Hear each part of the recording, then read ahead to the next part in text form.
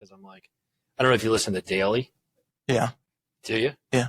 So I stopped. I used to listen to them constantly, but last year they reported on the NAR lawsuit. Yeah. It was such a, it was horrible. Like the reporting, the tone, the messaging was not only inaccurate, it was just like, it was despicable, right? Yeah. So I stopped. I'm like, okay, I know this topic, so now I can't trust anything else they report on. Thank you. They just did a follow-up yesterday or today. You should listen to it. I sent it to all the partners. I'm like, this is stupid. Like and it doesn't even make sense. They're still basically accusing us of finding workarounds for the law and like, you know, it's just the tone is. That's so crazy to me. It's so poor, and it's all for ratings. Of course. Everybody hates real estate agents.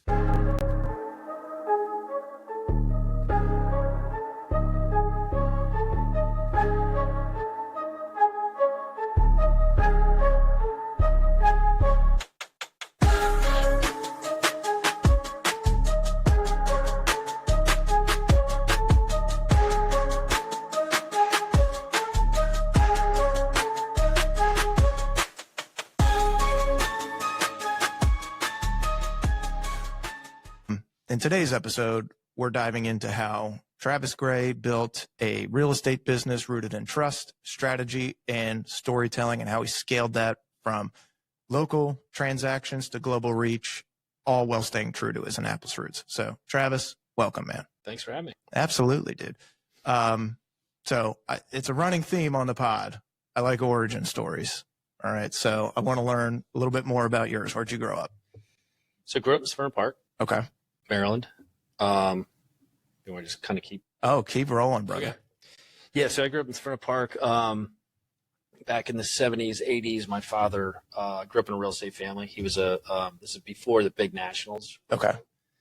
So he was a broker. Chris Coyle, who then started Champion, was a friend of his and also fierce competitors. And then he was a builder, custom home builder, and developer. Damn. Okay. So, yeah, so I grew up in that world and hated real estate. Wanted nothing to do with it. Because, you know, he was doing his job and building a base to take care of his family. But as we know, it can become all consuming. Yes. So I wanted nothing to do with real estate. Graduated high school. All I wanted to do is make films. Okay. And ski. Love that. And I really wanted to make ski films. Really? Yeah. Did you put an application in with James Bond? No, but we, I don't know if you remember, if you watch ski films, but what the heck's that guy's name? He did things like Blizzard of Oz and License to Thrill. Oh, really? Glenn Plake was in it. Okay. The Mohawk. Okay. So yeah, I graduated my senior year with my third Mohawk and wanted to make films. So. Hell yeah. But I also really just wanted to ski. So I only applied to Colorado State and University of Colorado. Okay. And I wanted to get as far away from Severna Park as I could. And that's as far as my parents would let me go. Okay. Gotcha. Because they had a place out in Colorado at the time and spent time out there. So I didn't get into CU. So I went to CSU. All they had as far as a film school was broadcast journalism. Interesting. So I did that for a little bit and realized this is just learning how to make really crappy local news stories. Like, you know, you're shooting a scene of a car accident. You like always keep a baby shoe in your pocket so you can throw it on the street. Oh my God. And sources are saying there might have been a child involved in this. Yeah. Oh my God. So I was like, all right, this sucks. So then there was this thing called recreational resources. Okay. Oh, that sounds awesome. Like learn how to run a ski resort. Yeah. So I got into that and just realized pretty quickly that was essentially a business degree with zero respect or. Gotcha. You know, okay. So I scrapped that and just switched over to got my business degree. Okay. In there, I went to Australia for a bit, did some school down there, and then, like literally, I graduated in December. Actually, walked the stage with West Tower. We didn't know each other. No kidding. Yeah. And it was weird because it was a December graduation because I had taken a semester off for knee surgery. And anyway. So it's like 2 weeks before graduation. I'm like, what the f am I going to do? Like, an age-old tale. Zero thought to what I wanted to do. Right. but I'll come back to what I thought I wanted to do because I saw that question on there. So I moved up to Aspen and worked out the rest of the season, and I went to Europe, backpacked around, came back, and literally didn't have enough money to get a cab back to the house. Oh my God. But still love TV, and I want to make documentaries. So I went to work for Discovery Channel for a short period as a temp, and then worked on a Jerry Bruckheimer film. No kidding. For 2 months, yeah. Enemy of the Damn. State. Oh yeah. Yeah. Hell yeah, that's a good one. That was eye opening, and made me realize I wanted nothing to do with Hollywood. Oh my God. What was eye opening about it? Just the people and the mentality. It's just they live on a different. No offense to it, because I had some good friends, but the whole scene is like, you know, and it's Jerry Bruckheimer, and there's no such thing as no. Right. You know, it's he explained that to me several times. I was his personal assistant. Oh my God. So that was wild. But we were working like, I don't know, 18-hour days. Damn. For 30 days straight. I mean, it was nuts, but it was wild. So I went back to Discovery. Okay. For another year and a half, got some production, but realized that's just a corporate job. So then I ran into a buddy from high school. I was out smoking cigarettes at the time.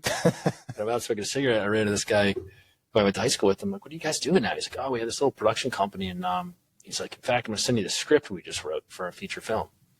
I'm like, okay. So he sent it to me. I read it that night, quit my job the next day, and came on board to produce this little independent film, which we pulled off. We got it done. Yeah. That was an epic experience. And then I relayed my relationships with Discovery. This is totally off topic, I guess. But No, go on. so we built this little production company from literally when I joined on as a partner after the film. These guys were borrowing a janitor's office and a friend of theirs post-production company house, and they were doing like music videos. Yeah. They actually did for Jimmy Haha. They did. What was this song in the barn? Kind of. They produced one of the early Chicken Shack. Oh, okay, nice. High, I think it was called. Anyway, so then we started building a business and doing a lot of stuff for Discovery. And then by 2008, we were one of the biggest post-production houses in the DC market. We were now in a 10,000 square foot building in Silver Spring. Damn. I think we had about 60 employees and film crews all over the world. We were doing a lot of real estate stuff. We did this, a lot of stuff for HGTV. We did one of the early seasons of the original Flip This House. Okay. Yep. That crazy guy. Damn. So we were building and young and aggressive and like not really saving anything. So 2008 came and the world changed. And for us, that meant all the shows we had in production, everything we had greenlit in the pipeline, everything got put on hold. And we had made it through the .com because we were smaller then. Right. But now we're a monster that needs to be fed an enormous amount to keep the lights on and the people paid. And so we hung on as long as we could. And finally the writing was on the wall. And we're like, we got to shut this down. And that's crazy. A few years after that, two of our closest competitors who were a little bit smaller than us, a little more nimble, they not too long ago, one sold, I think, for 40 million and the other sold for 50 million. Oh my God. So you're like, shit, if we could have just held on a minute longer. Yeah. But everything happens for a reason. So, but we got wiped out. I mean, we got literally, don't ever sign a confessed judgment if you're going to sign a commercial lease. Really? Yeah. So one day we woke up and we all had, I mean, our lease was $30,000 a month and we were 2 years into a 10-year deal. Oh yeah. Yeah. And of course the landlord was taking a hit like everybody else. Right. And so one day we all woke up and had, I think, $450,000 judgments against us. Like, it's like, this sucks. Okay, thanks. So I was beat up. And it had been like about 12, 13 years in the television world. And everything had changed. Reality TV came along. So I accomplished my dream goal early on when I produced my first Discovery Channel, when I was personally acted as the producer on this Discovery Channel documentary. Yeah. Travis Pastrana was in it, Jack Roush. It was like, oh, that's cool. But then by the end, we were pitching shows. I was head of development at the end. And so my job was to pitch the shows to the network. Okay. And we'd go in and I'd be looking at these shows. I'm like, I don't want to see any of this crap produced. I would never watch it. I don't want to be a part of it. So the time was there mentally, despite the pain. So I was like, all right, well, I had already moved back to Annapolis. I'm like, wait, I don't know, what am I going to do now? I figured I would, at some point later in life, I'd get my license in real estate and start a brokerage on the Eastern Shore and see out my years there. Oh, Sunset. Yeah. Yeah. But at the time, I'm single, no kids. I think I had a roommate who was also taking a hit, a buddy who basically having a tough time. So we lived in this little townhouse in Hunt Meadow, and Heck yeah. at the time I was big into bow hunting. Oh yeah. And it was kind of fortuitous because we're so broke, and I'm starting to get my license in real estate. I'm like, I guess I'll do real estate. Like, I'm not going back to DC to work for Nat Geo or anything. So it's broke. I mean, in that first year, 2009 was my first year, and everybody was leaving the business because it was just, the deal boards were empty. You know, there's nothing. And so that was a rough start, but I was like, it's just me. I can figure this out. Right. But we ate venison literally 2 to 3 times. It was, and I have acquired a taste for it. It is delightful. Figured every which way to cook it. It was, yeah. So anyway, where am I? So you start in 2008 or 2009, and where'd you start at? What brokerage? I was with Coldwell Banker. Okay. On Jennifer Road. Okay. And Mike Murray was there, actually. Oh, nice. There you go. And Mike and I had gone to elementary school together, so it was like a great group of people. Had some good mentors and teachers there. Yeah. But I was only there for 2 years, I think. What were those first days like? You kicking yourself because now you're doing what Dad was doing? No, I quickly realized, like, all the skills that I had from my television career, I didn't realize how well they would apply to real estate. Yeah. From negotiation to the, and back then it was like what people like you are doing now. No one was doing any of this shit. Like, no one was doing video. No. I was the first person in the Annapolis market that I know of that did a video. And we did it like, I got my old business partner, the production side guy, and we had dollies and it took like a month to do. And, it was super expensive. But yeah, so that first year, I think I was negative $5,000. So I didn't make a single dollar. And with all the fees and marketing and stuff. So I was negative. I'm like, this really sucks. But it kept getting, the next year I made a little bit. The year after that, I doubled that. And the year after that, and it just kind of slow build. Because I knew growing up in a real estate family, recessions were just part of life. So that's cool. That's true. I'd seen these come and go and watched my dad deal with it. And so I was like, all right, we're at the bottom here. Like, it's going to change. We're going to come out of this recession. Right. And I wanted to have my, a little bit of experience under my belt, because I figured everyone's getting out. I'm getting in. Once things get easy again, people will flood back into the real estate business. Exactly. And by that time, you'll have 2-3 years under your belt where people think of you now as Travis the agent and not whatever you were doing before. Well, yeah, because I don't know about you, but like, my theory was, shit, even for the people that know, like, and trust me, they know real estate's a complicated transaction. And so I figured no one's going to really want to do a deal with me. And I honestly probably don't want to do a deal with, I don't know. I needed experience to be able to serve the clients. Right. And so, then it just grows. And then, 15 years later, every deal, there's still something that comes up. You're like, what the hell is this? Yeah. I'll tell you about times I'm like, I don't know to tell you, this is a first for me. This is there's been countless times where that stuff's come up, man. So when did you feel like you made it? Or at least you were like, all right, this is something that I can do. I feel like that's a constant. It changes. Cycle, right? Like a moving of the goalpost. Yeah. There's that diagram where it's like you get in, you learn a little bit, and you think you're up here. And then something happens and you realize, shit, you're still way down here. Like, it is a constant. Anyone that thinks they've figured this game out is naive, because you're never done. I'm never done learning and getting better. And, I think we've all gone through different phases too, like where you get in, you start having some success, you start getting a little cocky. Yeah. You start, and then you get knocked down, and then you come back and you do things a little different, a little better.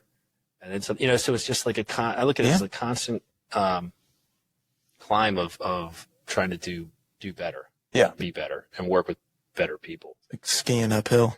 Yeah. Yeah. Every now and again, you're going to get knocked over by some 12-year-old kid. Yeah. So you're like, what did you want to be when you grew up? I don't know. You're too young for this, but back when I was in elementary school, there's a thing called Kids Baffle. Kids Baffle? What is that? It was like Jeopardy for elementary school. Okay. And it was one elementary versus the other. Yeah. It was live TV, filmed in. You know what? I kind of do remember. I remember, like, was it early Saturday mornings or something like that? And you would see two schools going against each other and be various problems that they would have to solve. Yeah. Okay, perfect. So for some reason, my 5th grade teacher thought I'd be a good member of the team. So we're getting ready for this, and they sent out, all the kids were going to get asked. The host was going to ask, like, what do you want to be when you grow up? Right. Indiana Jones had just come out. I was like, I want to be an archaeologist. And so I'm talking to my older brother, and he had me convinced up until the last minute for my answer to be, I want to be a gynecologist in Southern California. There you go. And I'm like, what's a gynecologist? He's like, just trust me. It's something like, something got me at the last minute. I'm like, I don't think I should say that. I don't think that's good. So I went with archaeologist and proceeded to get every question wrong. And they're like, you would be perfect for archaeology. Neighborhood embarrassment.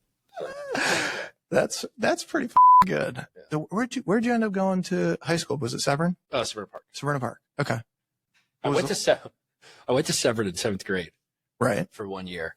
And up until like 2 months ago, I would always say, my brother and I both went there for our respective 7th grade years.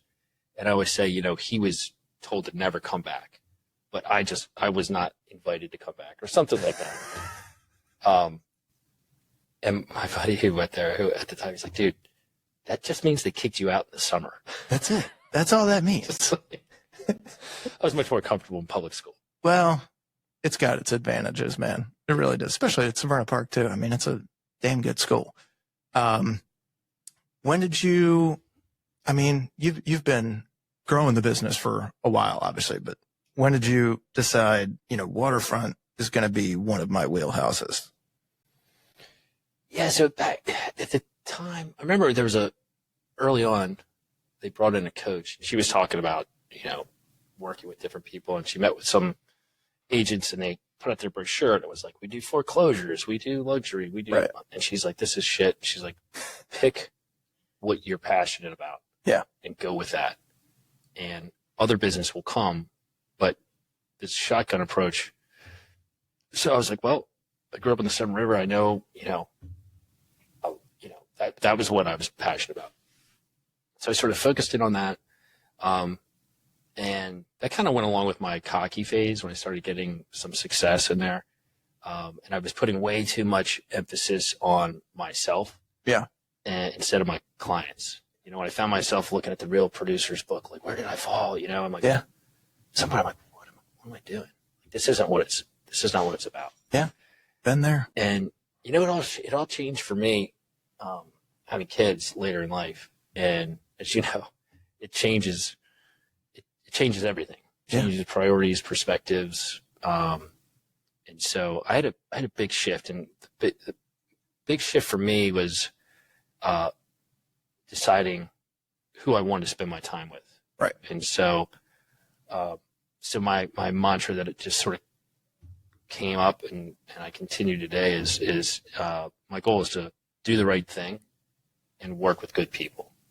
Because like we were talking about earlier, I mean, you're working your ass off, you're taking risk, you're, running out from a family picnic on a Sunday to solve a problem, all this stuff. I'm like, if I'm going to do that, I want to do this with people who share mutual respect and people who actually appreciate the service that we provide.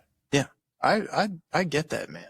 And, that's like, that's the age old question. I've had discussions about this with several other agents and family members. And for a while there was, tension in our household because I was focused too much on work and too much in growing myself. And I had to take a step back and be like, this isn't about you. I mean, do you really need your tombstone to say greatest real estate agent alive? Or do you need it to have a much longer resume with a lot of other things on there? And you can still represent the people that you work with better than most and pretty damn well. But at the same time, that can't be everything that you do. You got to be a father. You got to be a brother. You got to be a husband. You got to be a friend. Like, you got to be all these different things. And I found myself for, a long time, probably until like 2 years ago, just getting so caught up in the rat race that it was like, man, I really need to recheck my priorities. Dude. It's getting out of hand, and what's all this for? Yeah. It's nice that you can make a good living doing it, but you'll run yourself ragged if you let it. It's not everything. No, it's not, man. No. It's not.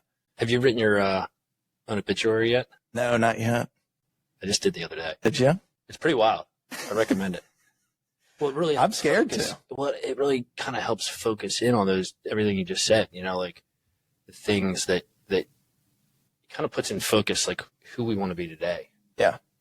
And the kind of father, the kind of husband, the kind of friend, all that. The real important shit. Yeah. Yeah. Real estate's something we do.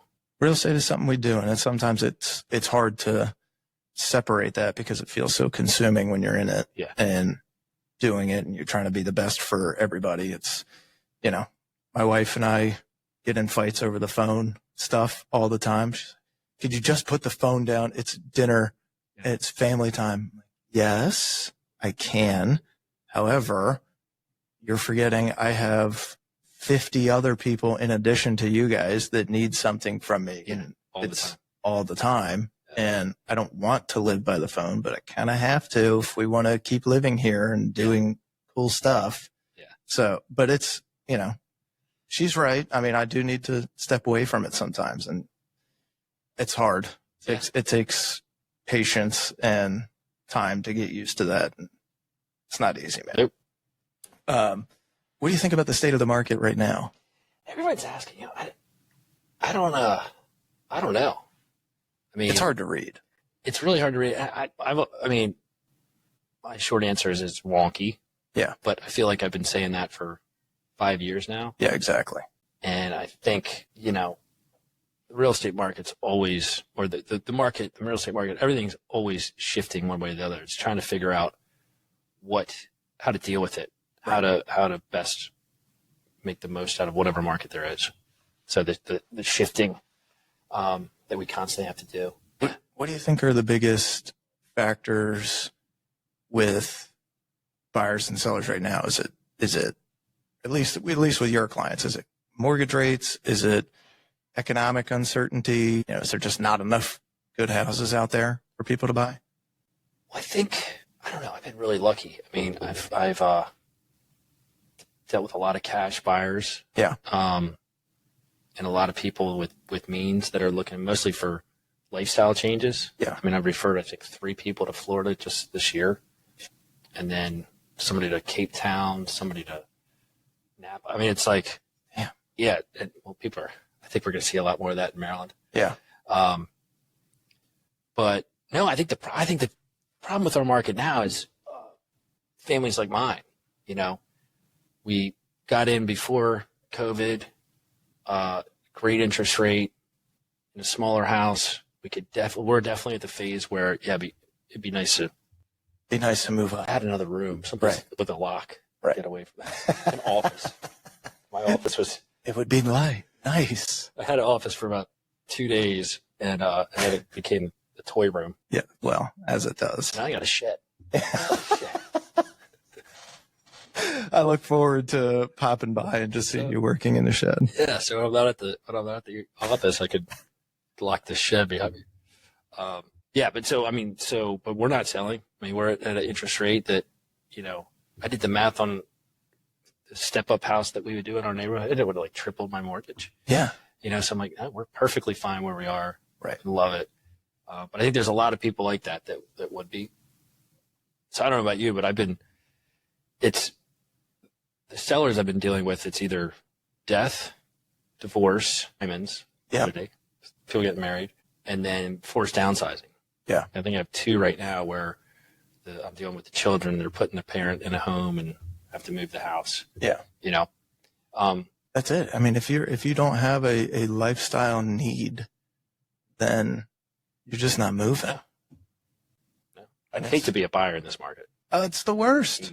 It's the worst. We've put out about 30 contracts that are at or above asking, minimal contingencies from like January 1st to now. Got none of them. Got none. Like at least 30. It's like probably 60 hours worth of. Yeah.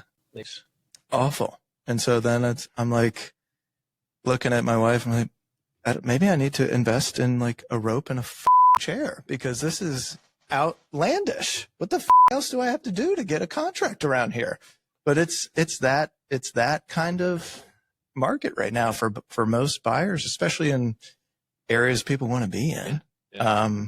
So it's tough, man. But in terms of like luxury buyer behavior, have you seen any changes in the last 12 to 18 months?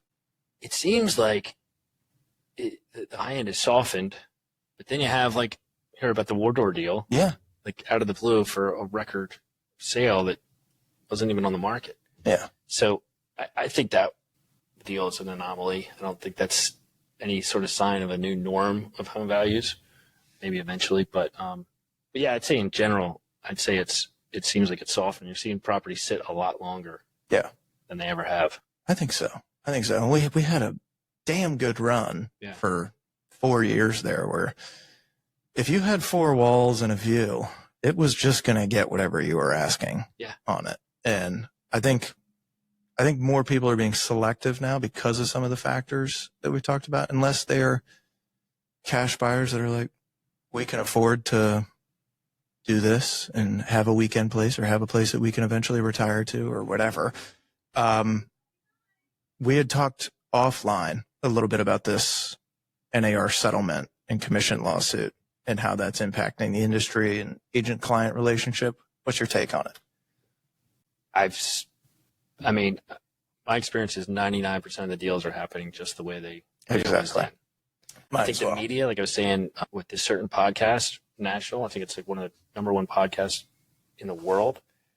They covered it, did a follow-up cover on it today, and it's what how the media is presenting it is not only just wrong and biased, but it's just not. It doesn't do anyone any good because they're not telling the whole story. So I think there's a ton of misinformation out there. Yes. But I think once people understand how it all works and,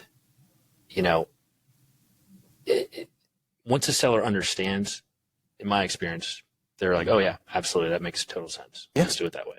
Agreed. And that's how it's been for us. Like we have had discussions about it with clients. None of them have had any real concerns. It's just like another hurdle for us to have to jump through because the information that's out there is flat wrong. Right. I was reading New York Times articles and Washington Post articles, especially when this thing first came out, like, you no longer have to pay commissions. Yeah. It's like, you really didn't need to before, but if you wanted to do it all yourself, then you're good. But you're paying a commission because you don't have the time or the network to do it. And I'm sorry, are agents out there armed with weapons? Like, you're going to sign this or you're dead. That's like, it doesn't happen to me. Like we didn't have choice. Of course you have choice. Like, call Redfin. Exactly. Do it for 1%. They put their signs all over the place.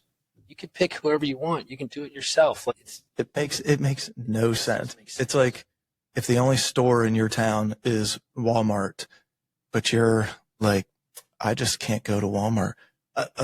Okay. So then you make a decision and you drive further to go to whatever store you want to go to. Are you sending a lawsuit to Walmart? Yeah. I can't believe you're the only one in here. It's wrong. It's not right.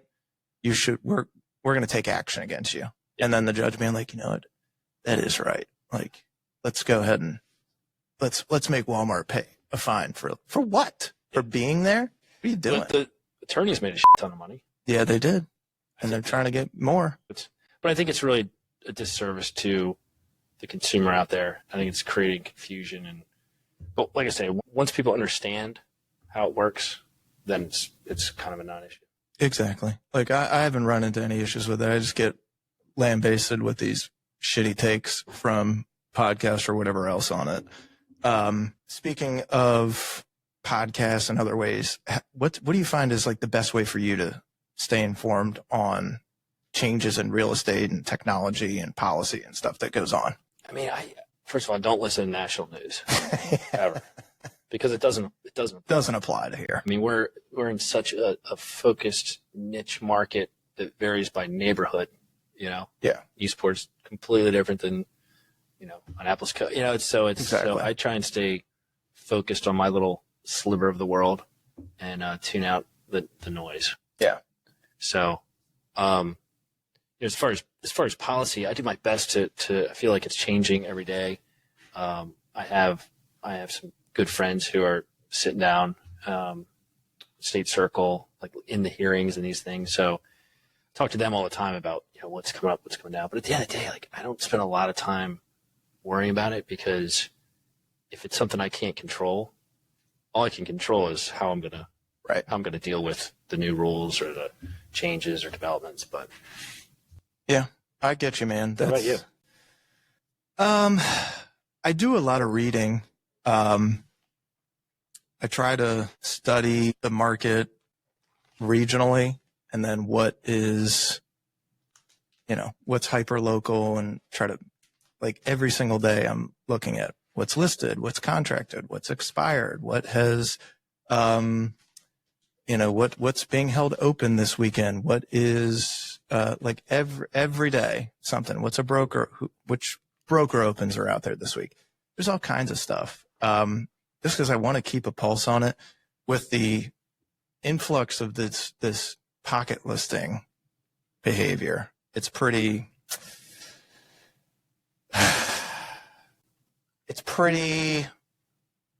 interesting. Some ways I think it can be positive.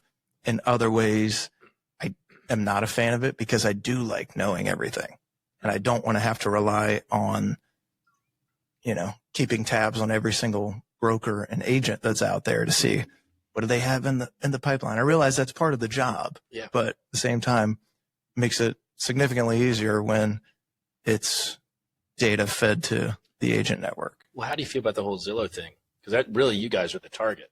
Yeah. I mean, the Zillow thing's interesting. I get it from both sides. I think that Compass is trying to push back on MLSs being the arbiter of our data by saying, no, we can control our own data if we do things this way. They have not come out internally and said anything like that, but that's just my speculation. So Robert, don't kill me if you hear this.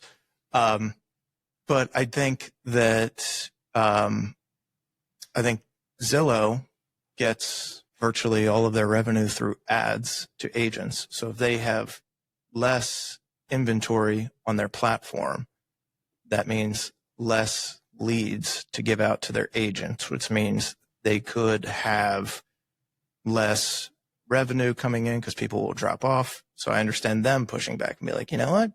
You get a private exclusive. We're not going to put it out there for you. How about that? So I kind of get it from both sides.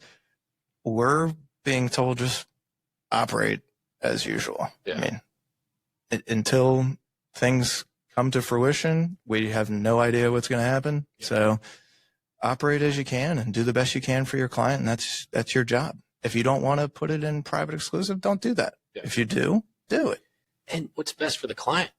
Exactly. Like that's at the end of the day, we're a fiduciary. Yeah. We should have their best interest in mind. Exactly. And that's different for every client. So exactly. It's different for every client. Some clients, I mean, there's certainly a lot of cases where a pocket listing could be a good thing. Maybe it's the owners don't want their neighbors to know that they're thinking about selling, or they want to test a price for a little bit and kind of get some feedback from the market. They're not totally ready to sell yet, but they're thinking about it. Maybe it's, hey, we want to sell, but we got to do this punch list of items before we can, get photos and hit the market. And it's just one way for an agent to spread the word. But, or it's a divorce or a celebrity client. Like, we don't get too many celebrities. We do get a good amount of divorces now, especially since COVID. That was a tough time for everybody. We thought about it, guys. We did, but we powered through. We're still here. But I think, like, you know, it's not a case that should be some like routine, I don't think. Right. And that's what some brokerages are pushing, and including ours. Like, if you can do it and the client's okay with it, then do it that way, and do a pocket and do your test phase. And then you can go into coming soon status if you don't sell it and you don't feel like you're getting the best terms for your client, and then test the market, see what the market delivers. It's a give and take, man. There's certainly cases where it can work and be awesome, and other cases where it's like, just go to market. You would have gotten a better deal. Yep. So yeah, I mean, that's probably one of the trends that I'm watching closely, is this private exclusive or pocket listing trend. Kind of see how that plays out over time in the market. I'm curious to see what kind of legislation or policies get enacted on it. It's fluid for right now. Is there any other, opportunities or red flags that you're seeing out there in deals or? Well, I think the biggest one that no one's talking about is, post all these lawsuits, I think the next round of lawsuits are going to be class action lawsuits from unrepresented buyers.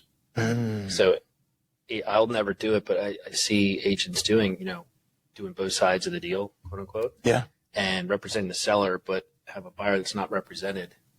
And then I can't believe it hasn't started already, where they come in and they have the lawyers and they're like, oh, the big bad broker and this agent took advantage of you. You didn't know what you were signing. All this shit Exactly. Pulled. Like, the buyer side is a much easier target. Yeah, it's significantly easier, even though, like, it's weird too, because it varies by jurisdiction. DC lets you do that.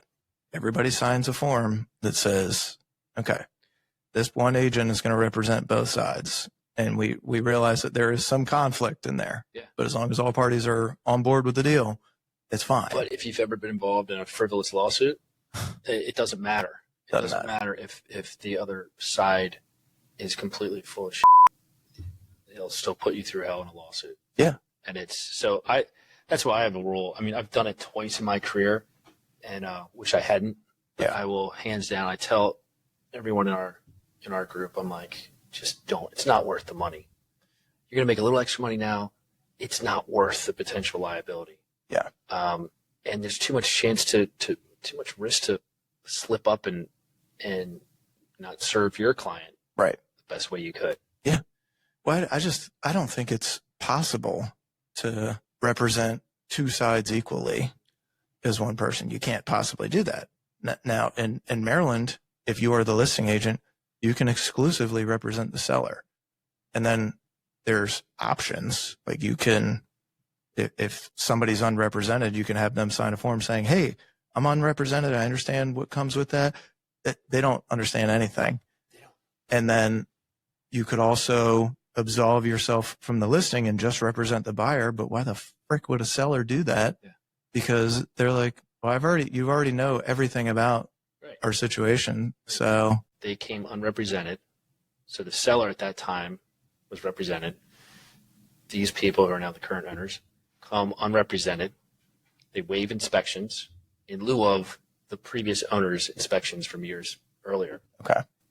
Obviously, the agent didn't have any obligation to guide them and whatever. No. So we get in there. I'm representing the buyer. We do all the inspections. We discovered a massive structural issue, $500,000 structural issue. Jesus Christ. It was actually referenced in the inspection report, but they didn't know to have an engineer come look at it, right? So now a year later, they've inherited that problem, and it's a huge problem. Yeah. I mean, they're going to miss the entire spring market, not to mention the hassle. And who knows and that's $500,000, my understanding from the engineers, if everything goes perfect. Right. And half the hill doesn't collapse on it. But so, what's to keep those sellers from going back after the listing broker who they bought it from. I mean, they could easily make a case, or they could try to. Yeah. They're like, why? So let's say a complete honest mistake, which, I don't know the details, but at least if the other side has representation, that's their protection for them and for exactly and for us. I mean, that's typically what we're going to advise if a buyer. I mean, because you're going to get buyers that call you on your listings sometimes, and sometimes they don't have agents. It's like, well, I can show you the place, but I'd rather have an agent show it to you. Yeah. So I can send you some people. If you don't have anybody, I can send you good ones that I would recommend for something like this.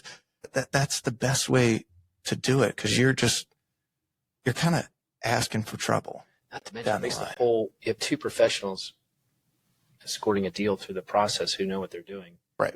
If you're working with someone who doesn't have representation, they don't know how any of this works. No. Then it's not good for them. It's not good for us. No. Like every now and again, you get somebody who's real savvy and knows what they're doing, but that's single digit percentage. Yeah. That's very rare. Do you think there's anything that you're doing differently today than you did maybe 2-3 years ago? In what respect? Just how you're operating your business. Yeah. I mean, for me, my whole career has kind of been whack-a-mole. Okay. Just kind of running here and there, not organized. So, past 2 or 3 years, I've made huge steps in sort of systematizing my processes, time blocking. Oh yeah. The age-old stuff that they always tell you to do, but nobody does it. I've got a coach, and I love this guy, but it's so simple. Yeah. Work out, meditate, do, that morning routine, family time, be at the office by 9 o'clock, undisturbed till 12. Yeah. And then afternoons for showings and meetings and all that stuff. And it's like, why didn't I not do this before? This is so much easier. Close everything down. Yeah. And it's, so it's all stuff I wish I would have done. Yeah. Right from the beginning. Amen, dude. Especially with the workout stuff. I think it's so underappreciated because it's hard. Yeah. But when you do it first thing in the day, you get all that out of the way, and you're dog tired like everybody else. Yeah. But you're already, when those calls start coming in, or when you get to the office at 9, you feel like you've already been up for the day. Yeah. And like, I've already done the hardest part of my day. Yeah. Was making myself do I didn't want to do. So do you do cold plunges? I don't do cold plunges yet. I've done them. I used to do them in college all the time. It was awesome. And we don't have a cold plunge, but that's on my to-do list to pick that up this summer. Yeah. So I'm slightly addicted to it. Pretty much do it every day. And the reason is kind of what you just said, because I hate cold water. Yes, it sucks. But I know by the time I leave to go into the shop, I've already been the most uncomfortable I'm going to be all day. Exactly. Force myself into that. And then it's like, all right. It's just a nice sort of mental. It's more of a mental like resetting. Yeah. And it's so much, makes things so much easier, because you're like, dude, I already did the hard shit today. Taking up that phone call with the agent that bothers me, or the buyer who's kind of a pain in the ass, whatever, I'll just deal with it. Yeah. Not a big deal. Yeah. It's impossible for you to make me more uncomfortable than I'm let's talk about a deal that really tested your skills. Do you have anything that comes to mind, a really difficult deal? The one I've told this before, but deal was challenging. It goes back. I think it's the biggest deal I've ever done from a price point, but it was complicated in that this is a waterfront farm on the Eastern Shore. Yeah. And there had been an orchard there, and it was, the home was like a third home to the previous owners. Gotcha. It was all drive it, sort of stucco. It's like the inspection process, all that was super complicated and challenging. 2 agents on the other side, and was this the one with Doc and? Yeah. Okay. Yeah. So, but we're getting there, and it's the day before Christmas Eve, and I swing by, because settlement I think was on Christmas Eve or right about there, and I swing through to just make sure the farm manager is getting all the stuff out of the house. Okay. So I go through the house. They're pretty good. Like there's some things they're still working on, but they'll be done by tomorrow. And I can call the client, be like, because they were out of state, and let them know, hey, we're good. Right. Then I swing by the barn, which is 10 years of, the owners probably never went to the barn because the farm manager was 10 years of a farm manager just piling up junk and stuff and chemicals from the orchard and paint and feel like big barn packed full of shit. And he's got one little dumpster there. And I forget his name. I'm like, are you guys good to get all this out of here by tomorrow? Oh, yeah. I'm like, no, you're not. I don't think so, but. So I called Doc. I'm like, hey, man, this is the situation. It's not good. My client's not going to settlement with this stuff here. And I don't blame her. This is a big deal. Like, we gotta figure this out. And the other agent he was working with, she was very direct that these sellers are not going to push settlement and it's going to be a problem. So, and we got to get this done. You know, people are getting ready to go away on vacation or Christmas. So he's like, what do you want to do? I'm like, well, he's like, what do you want to do? I'm like, well, I'm going to the hardware store. I'm going to get a pair of gloves. He's like, pick me up a pair too. I'm on the way. Hell yeah. Like, I'll see you there. So we meet back. In the meantime, we both start working the phones. As he's driving, as I'm going to get gloves, we're calling everybody we know. Long story short, within an hour, I think we had 15 guys. No all walks of life. White guys, black guys, Hispanic guys. Like, a friend of mine worked at a restaurant in St. Michael's, and I called her. I'm like, do you happen to know anybody? And she goes, Johnny. And she explained, he's like, yep, I'm on the way. So, you know, 2 more, I think, 30-yard dumpsters, these huge dumpsters, pickup trucks, trailers. And this group of guys got together and just worked asses off. And Doc and I had dress clothes. Yes, of course. But we got it done. It took till like, I don't know, it was way dark. It was freezing. But it was a comedy errors. The last thing out, you know, then like finally done. I've got a bunch of friends at a birthday dinner that I'm already late to. Trailer breaks down. Told the client, she's like, well, that's got to be gone. I'm like, I got it. We're working on it. We're working it. And long story short, we got it done. And it restored my faith in people like Doc and professionals in the business that understand sometimes you got to get dirty. You got to do whatever is needed to get the deal done. Yeah. That's really cool, man. That's a good story. Doc's a good guy, man. I like him. And it makes you think there's such a difference when you get somebody on the other side who is like, I'm hell bent on this working. So let's make it happen. Yeah. Let's do it together. Tell me what I got to do. I don't know about you on the listing side. I explain to my clients, so we're going to sit down and if we're in a multiple offer situation, we're going to sit down and analyze all the terms. And I'm also going to analyze the agents on the other side. Right. Because a professional who's good to work with, who has integrity and, you know the deal is going to get done. It's going to, even if there's hiccups, we're going to get through them. And there's others, and I explain, like, this person over here is probably going to be a problem at every turn. Done deals in the past. So, like, all terms being equal, who you're working with makes a big difference. It makes a huge difference. And I don't know that everybody accounts for that, but I certainly do, especially if it's, hey, these things are really close. They might be off by a couple thousand here or there. I know this one's getting to settlement. Yep. And it's not something I have to worry about because I have experience with this person. Yep. And these other ones, I either don't have experience with or I do, and it wasn't great. Yeah. And, it's sometimes if there's people, even if they bring a bigger number, you're like, yeah, you might net a bigger number. Chances are we're going to get beat up the whole way through. Exactly. You'll end up right back where you are with this other one. Yeah. I'm with you, man. How about, let's do some rapid fire Q&A. I like this one. What's your most unusual client request? This can't be rapid fire. Most unusual client request. All right. I want to answer that, but. Craziest showing you've ever had? Craziest showing. I did have one last year. It was appointment required, so I had to be, it's a luxury home, and I'm there walking around with the agent, who I didn't know, but seemed like a good dude, and his client, who seemed like a nice guy. And somewhere in the middle of it, he starts showing me this independent film that he's producing. This is the client. And I'm like, oh, okay, it's a nice production value, but he's like him doing coke and like, all right. And then I don't know how he went from that, but he goes into his whole childhood and way too detailed. This whole time you're like, dude, I have got to get out of here. I'm looking at this client, where the agent, he's looking at me, and he's like, What am I supposed to do with this? I don't know, man. well, that was interesting. And then, so that same guy, the agent calls me, he's like, listen, I have to send you this email I'm about to send you. I just don't want you to think I'm crazy, but the buyer asked me to send it to you.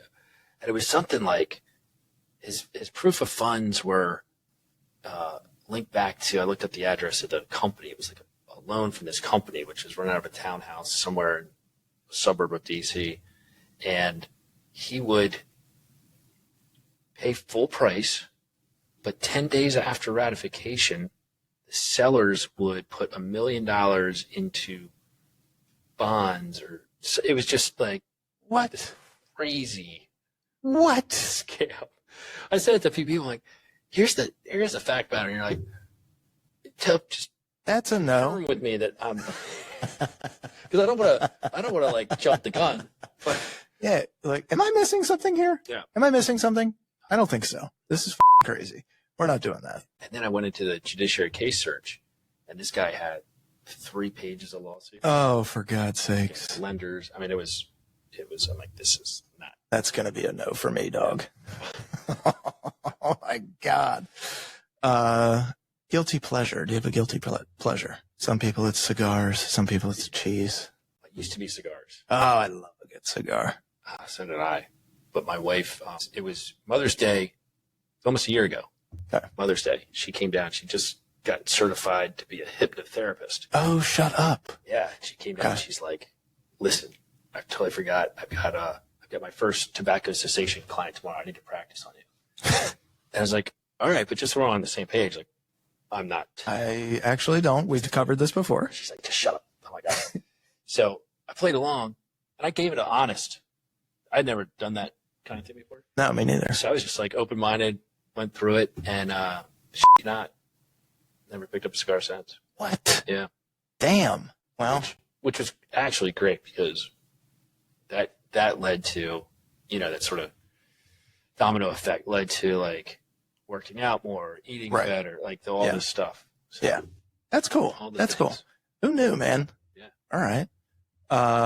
What's the best piece of advice you've ever received? For the years. Best is be honest. Treat Yeah. people with respect and do the right thing. Seems easy, but in our culture, goes by the wayside. I've got a client right now, and that's, we were talking about it because he's just a phenomenal guy, and, personally and now as a client, and it's so cool to see because he's one of these people that just does the right thing at every turn. Yeah. And I'm back watching it in a transaction, and what he gets back, it's like it feeds itself. That's cool, man. So it's neat to sit back and watch and be like, yeah, he's just doing the right thing. It all comes back. It's all karmic energy. That's nice, man. If you weren't in real estate, what would you be doing? You'd be back in TV? No. Somebody asked me this before. That's easy. So I'd have 2 jobs. Okay. I would operate an excavator during the day, Hell yeah. and I would bartend at some cool little funky bar at night. I like that. Did you bartend before? You'd be good at it. Yeah, but I'd be like the happy hour because I get to bed early. Yeah. Just for like an hour or two. Just an hour or two, and I got to go. What's one book, podcast, or film that every deal maker should read, listen to, or watch? The Go-Giver. The Go-Giver. You ever read it? No.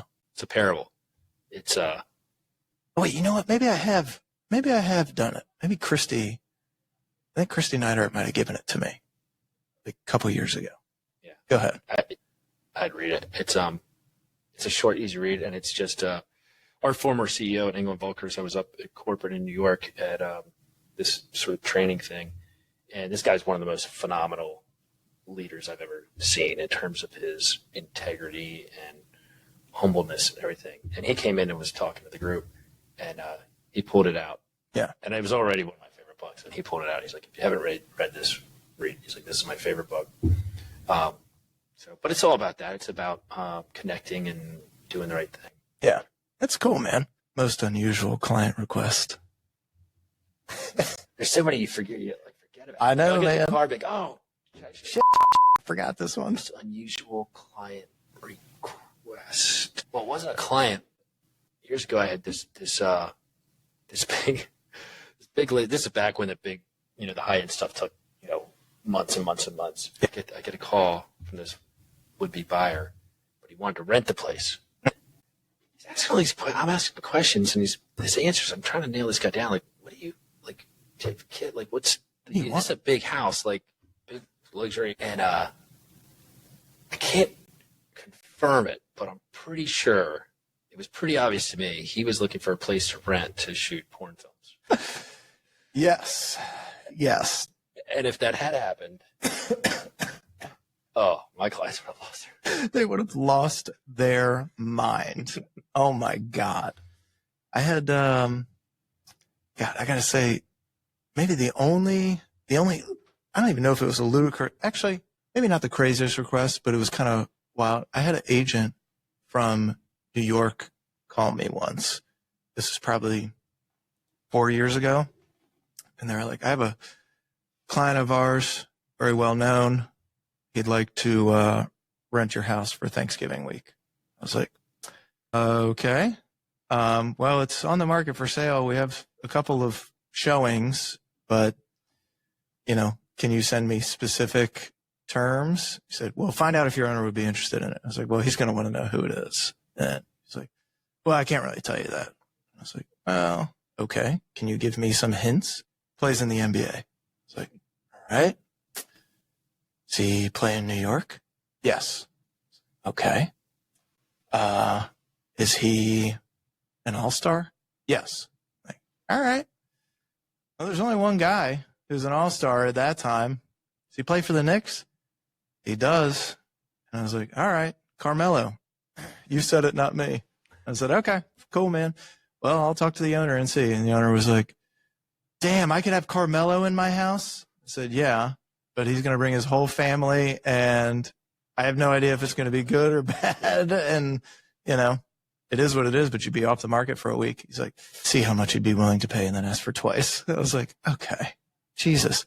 So we go, and it ends up not working out because my guy got greedy and just didn't feel like dealing with it.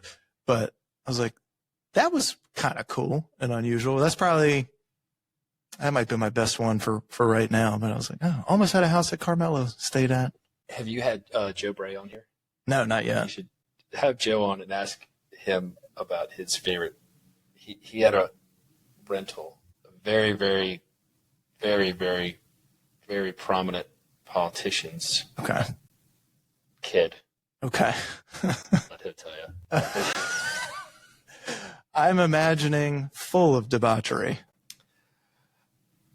It did go well. Just because you're famous doesn't mean you're going to be a good.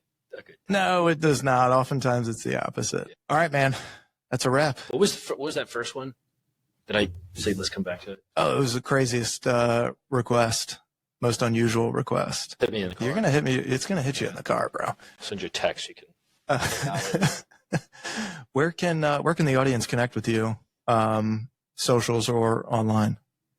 I've pretty much shut out of, pretty much don't get on social media at all. I've sort of narrowed in if I'm going to do anything, it's on Instagram. Okay. Which I guess now feeds Facebook. Yeah.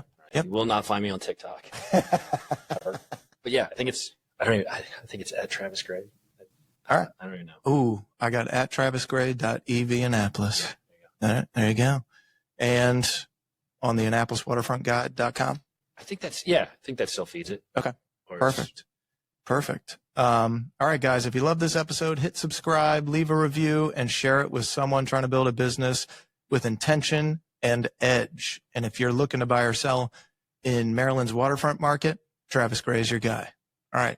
That's a wrap. Easy, dude. Good.